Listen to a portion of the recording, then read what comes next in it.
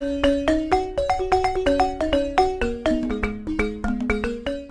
गांव था।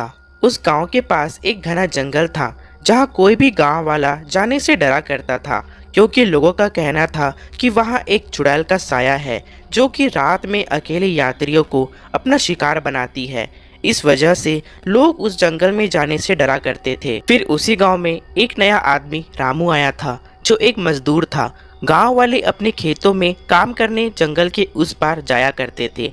ऐसे ही एक दिन रामू भी उन गांव वालों के साथ खेतों में काम कर रहा था। फिर देर रात हो गई और सभी अपने घर जा रहे थे।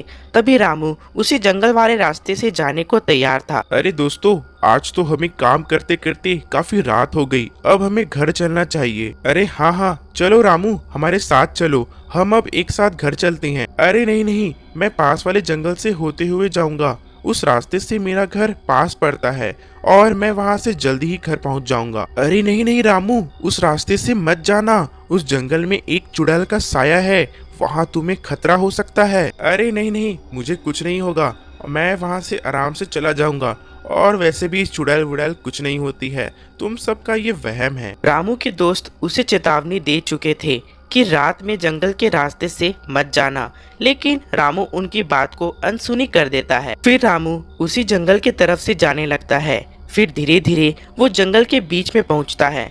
तभी उसे अजीब सी आवाजें सुनाई देने लगती है। तभी वो इधर उधर देखने लगता है, लेकिन वहाँ कोई भी नहीं होता है। तभी अचानक से उसे एक सफेद साड़ी में लिपटी हुई एक चुड़ैल दिखती है जो हवा में तैरती हुई उसके ओर बढ़ रही थी। हे भगवान, ये चुड़ैल तो सच में यहाँ पर है और ये तो मेरी ओर ही आ रही है। बचाओ कोई मुझे। रामू डर के मारे कांपने लगा। उसके पैर वहीं पर थम गए। उस चुड़ैल के चेहरे पर झुर्रियां थी, आंख बड़ी बड़ी और भयानक थी। रामू डर कर वहां से भागने का कोशिश करता है, मगर उसके पैर वहीं थम जाते हैं और वो वहां से भाग भी नहीं पाता है। तुझे उन लोगों ने चेतावनी दिया था ना, फिर भी तूने उसे नजरअंदाज कर दिया। अब तुझे मुझसे कोई नहीं बचा सकता, तुझे इसकी सजा जरूर मिलेगी।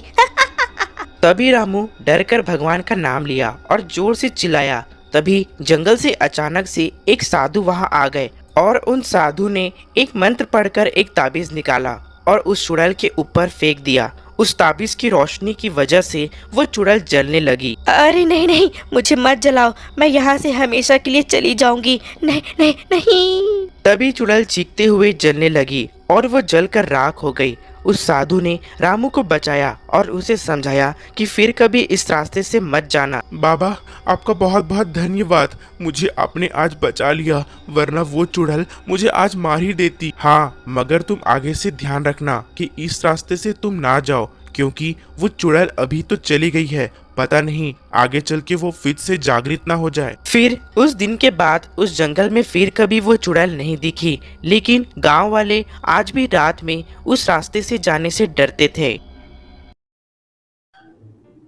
आपको हमारी यह कहानी कैसी लगी कमेंट कर जरूर बताएं और ऐसी ही मज़ेदार कहानी देखने के लिए हमारे YouTube channel dream Hindi Toons को सब्सक्राइब करें, लाइक करें और शेयर करें।